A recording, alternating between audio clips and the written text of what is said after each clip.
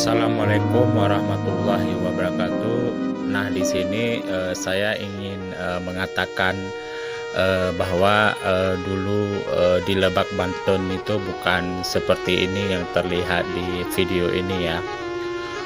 Dulu itu memang di awal itu dimulai dari tahun 2014 dulu. Itu masih tahap-tahap negosiasi investasi di situ. Dan mereka mengajak banyak bank di situ, salah satunya adalah Bank Jambi Naga.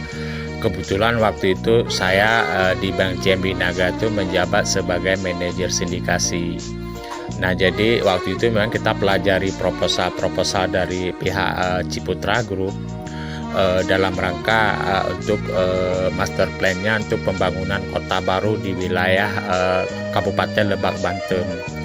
Nah, ketika kita pelajari, namun kita tertarik untuk bekerja sama dalam hal investasi ke situ dalam menciptakan sebuah kawasan industri atau kawasan komersial kota baru di situ. Nah, jadi ketika tahun 2014 dulu, jadi bukan hanya Bank Jambi Naga saja yang ikut bekerja sama dengan Ciputra Group, termasuk banyak bank-bank lain juga seperti Bank BCA, Bank BRI, Bank Mandiri, Bank BTN, Bank BNI, Bank Banten sendiri sebagai bank daerah, dia tuh menjadi peran utama ya dalam kerjasama pembiayaan tersebut. Termasuk Bank BJB, Bank DKI, Bank Jantim juga seingat saya. Nah, dan ada bank-bank lain juga. Nah, waktu itu memang kebetulan pihak dari Provinsi Banten termasuk Bupati Lebak Banten sangat mengapresiasi, maksudnya sangat mendukung ya dengan kedatangan investasi Ciputra ke situ, termasuk banyak bank-bank juga yang ikut bekerja sama ke situ. Nah, jadi di tahun 2014 dulu saya melakukan survei ke sana dari Jakarta ke Lebak Banten. Itu memang sangat jauh sekali ya, 2 jam perjalanan dari Jakarta ke Lebak Banten itu. Dan jalannya juga tidak seperti sekarang. Dulu jalannya itu memang jalannya jelek sekali jalannya. Itu masih aspalnya itu masih ada batu-batu gitu, masih banyak sekali jalan yang rusak. Nah, jadi penduduk di situ memang bukan orang-orang kaya. Jadi orang-orang kampung di situ hanya memiliki rumah, kadang-kadang ada rumah, kadang-kadang tidak ada rumah, kadang-kadang hutan, lalu ada rumah, ada hutan. Jadi di situ memang boleh dikatakan hutan dulu di situ, hutan besar sekali hutannya.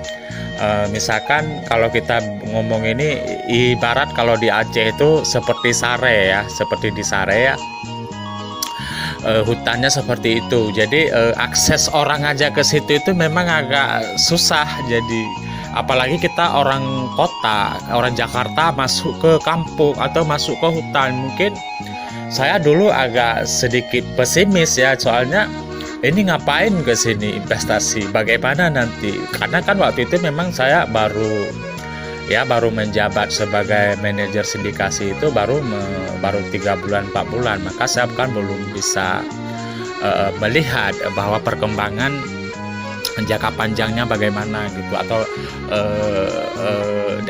nanti ke depannya bagaimana. Cuman hanya mempelajari sistem proposal saja gitu. Nah, jadi kita itu di follow up terus sama pihak dari perusahaan Ciputra Group. Kita di follow up terus gitu, kita diajak terus. Akhirnya kita melakukan negosiasi. Lalu ada pemerintah daerah, termasuk waktu itu memang gubernur, bupati juga, ada wali kota juga, banyak dari instansi-instansi yang terkait seperti TNI Polri juga. Nah, akhirnya pihak Bank Jambi Naga menyetujui atau oke, ya, kita siap untuk bekerja sama dengan Ciputra Group. Nah, akhirnya mulai dari 2000 tahun 15 tahun 2015 Ciputra Group sudah mulai melakukan pemasaran. Pemasarannya itu baik melalui telemarketing, melalui sistem online, melalui face to face, melalui jaringan kerja, melalui tim kerja dan segala macam. Jadi banyak telemarketing profesional itu memasarkan produk-produk perumahan, ruko, apartemen, di situ perhotelan, termasuk dengan gerai-gerai mall juga di situ.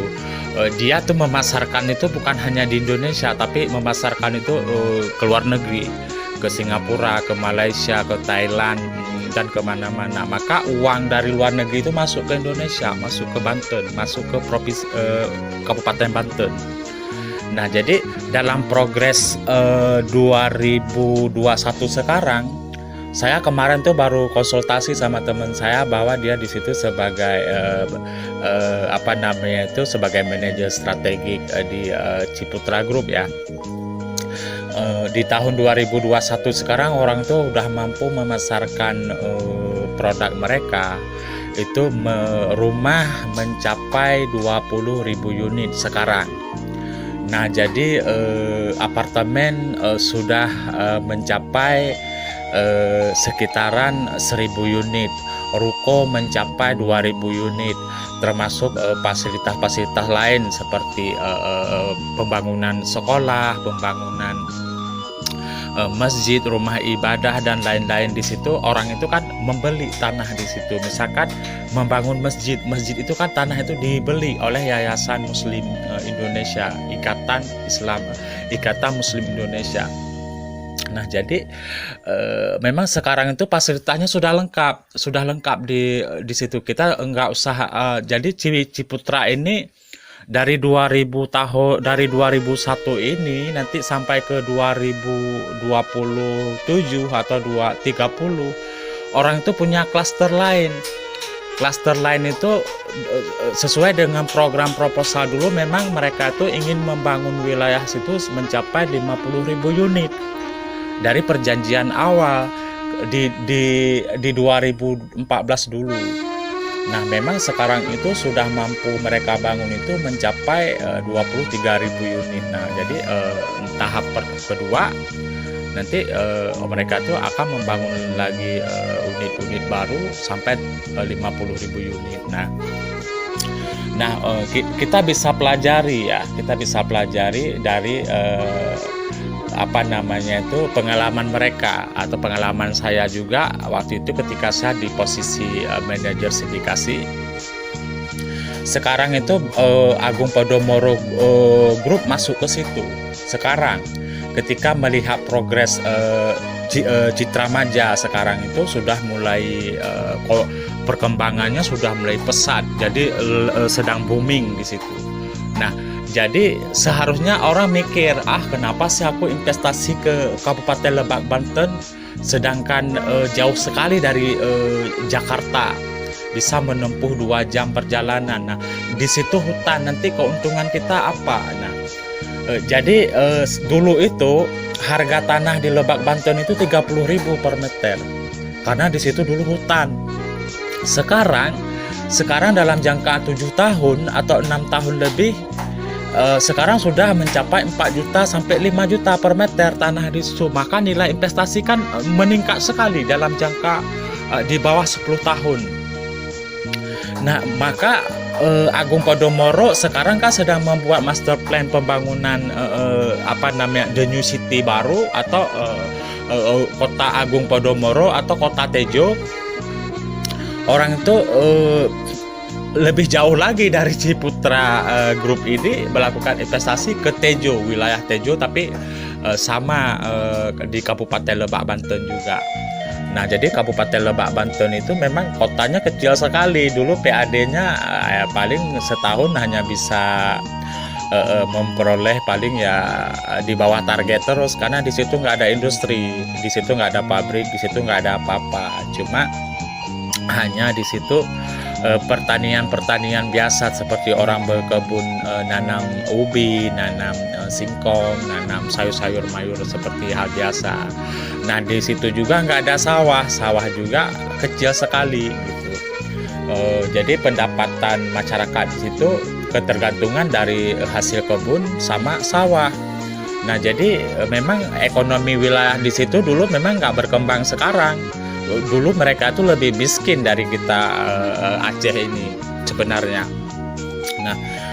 Nah, jadi kita kembali ke Aceh sekarang. Apakah di Aceh bisa? Saya yakin, optimis sekali bisa, asalkan pemerintah daerah, bupati, gubernur, termasuk lembaga keuangan di Aceh, salah satunya misalkan Bank Aceh.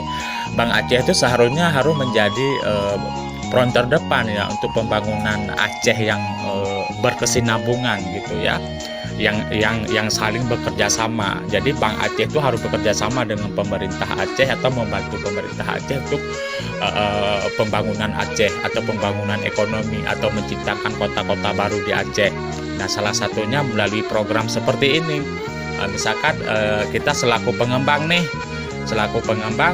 kita bekerja sama dengan pemerintah daerah, bekerja sama dengan bank yang ada memiliki saham operasionalnya di Aceh, termasuk kita bekerja sama dengan masyarakat luas di sini. Itu harus berpartisipasi dan mendukung program-program ini. Nah, jadi begitu. Nah, jadi menurut saya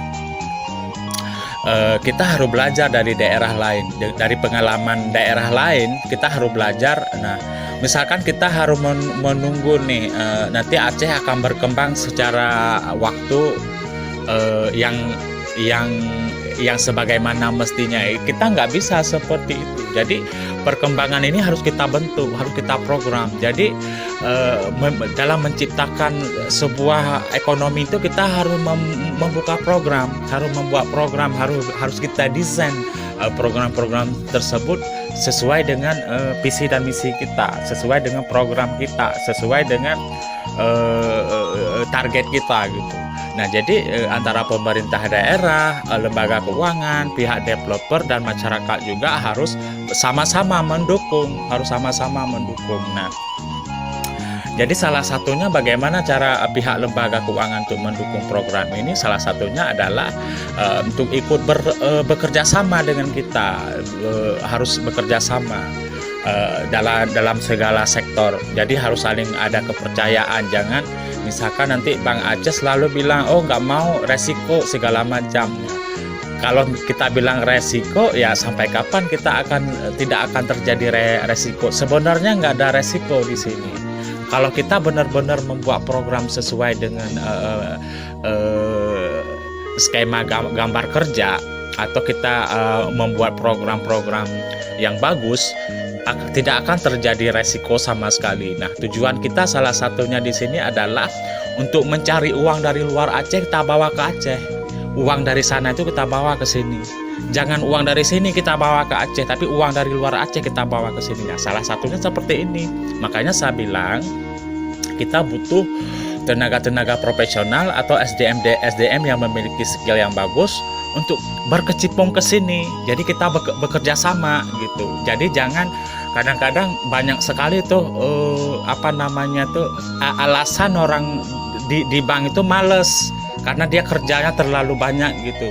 Seharusnya bukan seperti itu daya pikir mereka. Saya melihat memang di Aceh ini kebanyakan SDM kita tuh tidak mau bekerja, jadi pengennya enak, relax, tapi menguntungkan besar. Nggak bakalan bisa. Kalau kita ingin membantu rakyat Aceh untuk menciptakan lapangan kerja, kita harus bekerja sama, harus saling membantu, harus saling bersinergi, harus menciptakan program-program, harus membentuk sebuah master plan. Nanti kita atur di dalamnya sesuai dengan kesepakatan kerja. Salah satunya misalkan bank itu tidak boleh bunganya di atas 10% misalkan. Nah, jadi kita atur di situ. Jadi bank itu harus bunganya di bawah 10%, 7% atau 6% per tahun. Supaya apa? Niat masyarakat untuk investasi ke sini, mau uang dari luar Aceh mau ngalirnya ke sini. Itu yang kita programkan. Tapi hanya itu yang dapat saya jelaskan. Semoga nanti ke depan kita bisa membangun sebuah jaringan kerja yang bekerja sama dengan pemerintah Aceh, developer, lembaga keuangan, termasuk masyarakat. Karena tidak perlu khawatir, seluruh dunia juga mengakui investasi di sektor properti itu memang titik yang paling aman. Kenapa titik yang paling aman? Ketika nanti suatu saat masyarakat itu membutuhkan uang dalam waktu singkat, maka dia bisa menjaminkan rumahnya ke bank. Bank langsung mengcover ketika dia membutuhkan uang 100 juta, 200 juta, 500 juta, bahkan 1 miliar gitu. Jadi tidak perlu lagi harus repot-repot, harus menjual aset, harus menjual sawah, harus menjual kebun, karena dia sudah memiliki asetnya sendiri untuk dijadikan jaminan ke bank. Nah, itu adalah program salah satu solusi untuk ekonomi masyarakat di Aceh. Semoga pemerintah dan lembaga keuangan itu betul-betul mau bekerja sama dan bersinergi dalam program pembangunan Aceh, termasuk menciptakan wilayah-wilayah kota baru, wilayah ekonomi baru, dan termasuk menciptakan lapangan-lapangan kerja yang luas di Aceh.